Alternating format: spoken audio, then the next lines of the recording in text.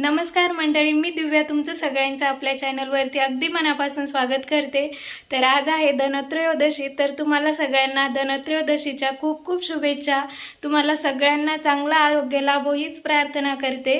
तर आता मला पूजा मांडायची आहे, तर पूजा मांडायचा टाइम होता 7:30 ते 8:30 पर्यंत। तर आता 7:30 वाजलेले आहे, तर मी आता पूजा मांडायला सुरुवात करणार आहे। तर चला, कुठल्याही पूजेची सुरुवात अगोदर स्वस्तिक पासूनच होते, तर त्यामुळे मी अगोदर इथे स्वस्तिक काढून घेतला आणि त्यावरती हळदी कुंकू वाहिलं।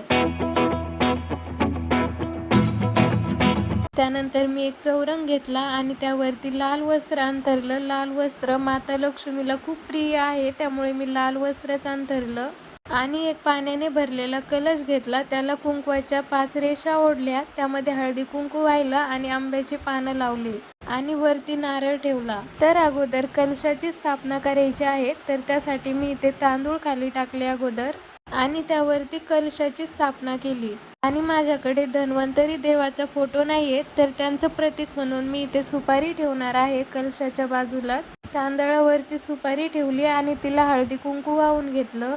त्यानंतर 3 विड्याची पानं ठेवलेत समोर, त्या पानांवरती गणपती बाप्पाची, बाळकृष्णाची आणि अन्नपूर्णा मातेची स्थापना करून घ्यायची आहे अशा प्रकारे। त्यानंतर मी त्यांना फुलं वाहिली आणि आपल्याला गणपती बाप्पांना गुळ खोबऱ्याचा नैवेद्य दाखवायचा असतो। आज धनत्रयोदशीला धान्यांचं अधिक महत्त्व आहे, त्यामुळे मी इथे धान्यांचंही पूजन केलं। तर मी इथे 5 प्रकारची धान्य घेतलेली आहेत वाटीमध्ये आणि त्यानंतर मी इथे धन्वंतरी देवासाठी गुळाचा नैवेद्य ठेवलेला आहे।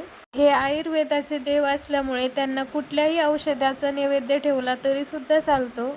देवासमोर दिवा अगोदरच प्रज्वलित होता, त्यामुळे मी पूजा मांडणं झाल्यानंतर मी इथे समई प्रज्वलित केली आणि पूजेला ज्यामुळे शोभा येते ती म्हणजे रांगोळी। तर मी इथे छान रांगोळी काढली आणि रांगोळीवरती दोन्ही साईडनी पत्न्या लावल्या। त्यानंतर मी पूजेसमोर हळदी कुंकू वाहिलं आणि दर्शन घेतलं। धन्वंतरी देव हे आरोग्याचे देव असल्यामुळे त्यांना हीच प्रार्थना केली की आमच्या घरातील सगळ्यांना चांगलं आरोग्य दे। तर अशा प्रकारे मी धनत्रयोदशीच्या दिवशी पूजा केली। तर तुम्हाला आजचा व्हिडिओ कसा वाटला, तर भेटूया नेक्स्ट व्लॉगमध्ये। बाय।